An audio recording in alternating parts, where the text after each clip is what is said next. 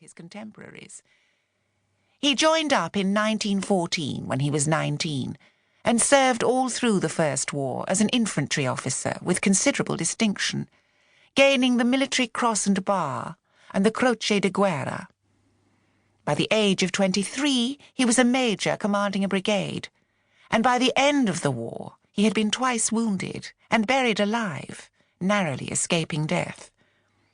Moreover, he had become completely disillusioned with war itself, considered both ethically and practically, and decided that all he could usefully try to do was save the lives of as many of the men under his command as possible.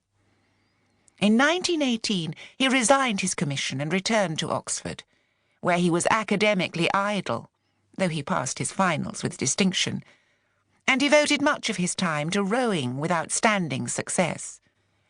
His friend Noel Carrington took him over to Tidmarsh Mill House, where he fell in love with his first wife, Carrington, and got to know and made a lifelong friend of Lytton Strachey. As with others of his generation, those ghastly years of trench warfare had knocked nearly all the ambition out of him. His war experiences had moved him deeply. His memory of them was extremely vivid, and he often described them to me in detail. When the Second War began, he knew what was at issue.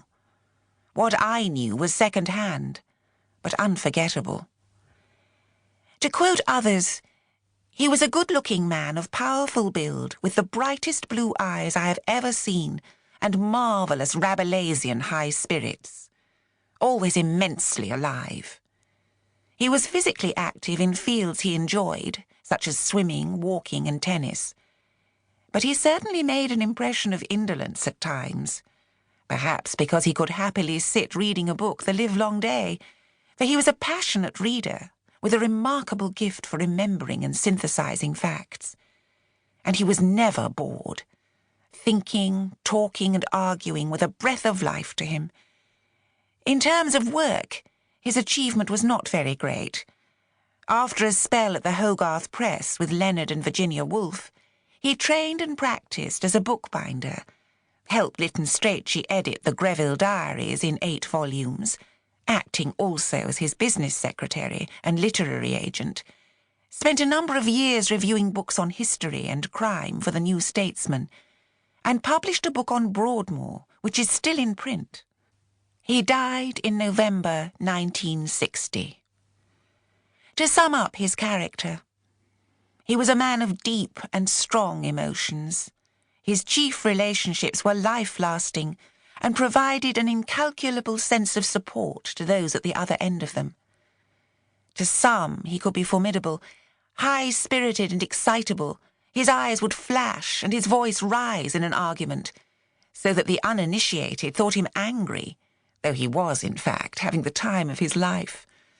Laughter-loving and producing, a great enjoyer and immense fun to be with, having a rogue elephant streak, which could be irresistibly comic.